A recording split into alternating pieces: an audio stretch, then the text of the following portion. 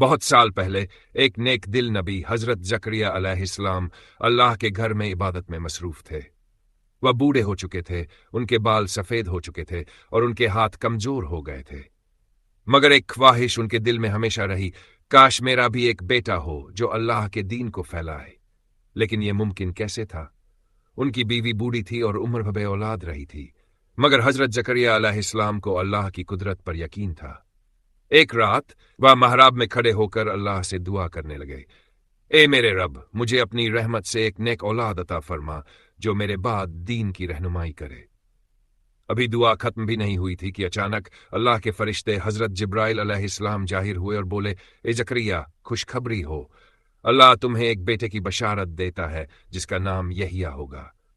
حضرت زکریا علیہ السلام حیران ہو گئے، میرے ہاں بیٹا، جبکہ میں بوڑھا ہوں اور میری بیوی بنج ہے۔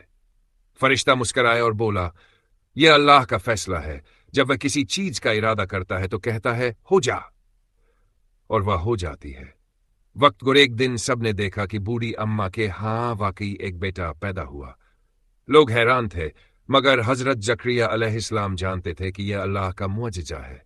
یہ بچہ کوئی عام بچہ نہیں تھا، اللہ نے اس کا نام یحییٰ خود رکھا تھا، جو پہلے کسی کا نام نہ تھا۔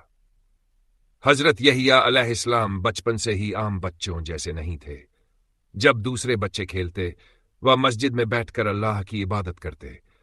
جب دوسرے بچے کھانے میں نخرے کرتے، وہ جو کچھ ملتا شکر کے ساتھ کھا لیتے۔ اللہ نے انہیں بہت کم عمر میں ہی عقل اور حکمت عطا کر دی تھی۔ ایک دن جب حضرت یحییٰ علیہ السلام بہت چھوٹے تھے تو اللہ نے ان کے دل میں ایک خاص بات ڈال دی، اے یحییٰ، تورات کو مضبوطی سے تھامے رکھو۔ یعنی اللہ کا دین ہی ان کی زندگی کا مقصد تھا۔ جیسے جیسے حضرت یحییٰ علیہ السلام بڑے ہوئے، وہ بنی اسرائیل کے لوگوں کو اللہ کی طرف بلانے لگے۔ وہ کہتے، اللہ سے ڈرو، سچائی پر قائم رہو، ظلم مت کرو، گناہوں سے توبہ کرو۔ وہ دریا کے کنارے لوگوں کو جمع کرتے اور انہیں اللہ کی طرف رجوع کرنے کی ترغیب دیتے۔ جو شخص اپنے گناہوں پر نادم ہوتا، حضرت یحییٰ علیہ السلام اسے دریائے اردن میں غسل کروا کر پاکی کی نشانی دیتے۔ یہی وجہ تھی کہ انہیں بپتسمہ دینے والا دی بیپٹسٹ بھی کہا جاتا ہے۔ حضرت یحییٰ علیہ السلام کو دنیا کی چمک دمک پسند نہ تھی۔ وہ نہ اچھے کپڑے پہنتے، نہ منہگا کھانا کھاتے۔ ان کی خوراک عام طور پر جنگل کے شہد درختوں کے پتے اور ٹڈیوں پر مشتمل ہوتی تھی۔ لوگ حیران ہو کر پوچھتے، آپ اچھے کھانے کیوں نہیں کھاتے؟ نرم بستر پر کیوں نہیں سوتے؟ وہ جواب دیتے، میری اصل منزل یہ دنیا نہیں بلکہ آخرت ہے۔ حضرت یحییٰ علیہ السلام کی کہانی ہمیں سکھاتی ہے کہ اگر ہمارا ایمان مضبوط ہو تو اللہ کی مدد ہمیشہ ہمارے ساتھ ہوتی ہے۔